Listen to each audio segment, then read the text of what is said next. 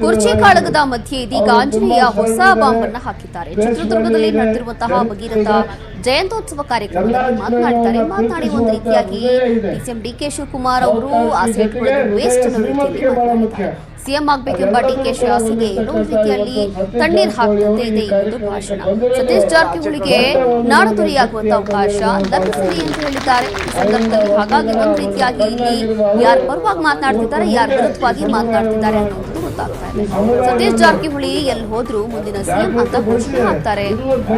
ಹಿಂದೆ ಇದೇ ಜಾರಕಿಹೊಳಿ ಸಿದ್ದರಾಮಯ್ಯ ಸಿಎಂ ಆಗೋ ಸಂಘಟನೆ ಮಾಡಿದ್ರು. ಸಿಎಂ ಸಿದ್ದರಾಮಯ್ಯ ಸಿಎಂ ಅವಧಿ ಪೂರ್ಣವಾಗಲಿ, ನಂತರ ಸತೀಶ್ ಜಾರಕಿಹೊಳಿ ಅವರನ್ನ ಫೋಕಸ್ ಮಾಡಲಿ ಅಂತ ಹೇಳ್ಬಿಟ್ಟಿದ್ದಾರೆ. ವೇದಿಕೆಯ ಮೇಲೆ ಸತೀಶ್ ಜಾರಕಿಹೊಳಿ ಪರ ಎಚ್ ಆಂಜನೇಯ ಬ್ಯಾಟಿಂಗ್ ಬೀಸಿದ್ದಾರೆ. ಅವಕಾಶ ಅವರಿಗೆ ಲಭಿಸಲಿ ಅಂತ ಈ ಸಂದರ್ಭದಲ್ಲಿ ನಾನು ಹೃತ್ಪೂರ್ವಕವಾಗಿ ಹಾರೈಸ್ತೀನಿ. ನಾನು ಒಬ್ಬನೇ ಅಲ್ಲ, ನಾಡಿನಾದ್ಯಂತ ಎಲ್ಲೋದ್ರೂ ಕೂಡ ಸತೀಶ್ ಜಾರಕಿಹೊಳಿ ಅವರಿಗೆ ಮುಂದಿನ ಮುಖ್ಯಮಂತ್ರಿ ಸತೀಶ್ ಜಾರಕಿಹೊಳಿ ಅವರು ಅಂತಂದೇಳಿ ಇವತ್ತು ಜೈಕಾರವನ್ನು ಆಗ್ತಾ ಇದ್ದಾರೆ. ಅವತ್ತು ಇದೇ ಜಾರಕಿಹೊಳಿ ಅವರು ಎಲ್ಲ ಕಡೆಯೂ ಕರ್ಕೊಂಡು ಮುಂದಿನ ಮುಖ್ಯಮಂತ್ರಿ ನಮ್ಮ ಸಿದ್ದರಾಮಯ್ಯನವರು ಅಂತಂದೇಳಿ ಸಂಘಟಿಸಿ ಅವ್ರಿಗೆ ಜೈಕಾರ ಹಾಕಿಸ್ತಾ ಇದ್ರು.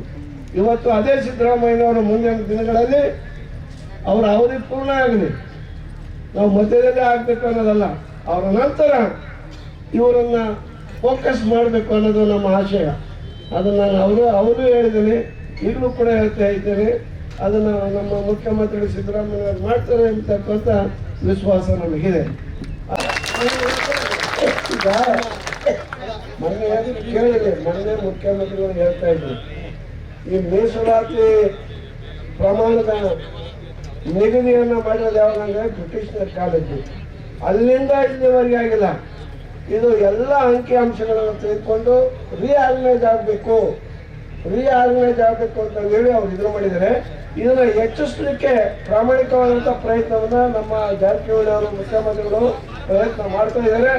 ಅದರಿಂದ ಎಲ್ಲ ಸಮುದಾಯಗಳಿಗೂ ಕೂಡ ಅವಕಾಶ ವಂಚಿತ ಸಮುದಾಯಗಳಿಗೆ ಸಿಗಬೇಕಾದಂಥ ಮೀಸಲಾತಿ ದೊರೆಯುತ್ತೆ. ಸ್ವಲ್ಪ ಕಾಯಿರಿ, ನಮಗೆಲ್ಲ ಆಶೀರ್ವಾದ ಮಾಡಿದೆ ಅಂತಂದೇಳಿ ನಿಮಗೆ ನಮಸ್ಕರಿಸಿ ಪರಮತ್ತಿದ್ದೇನೆ.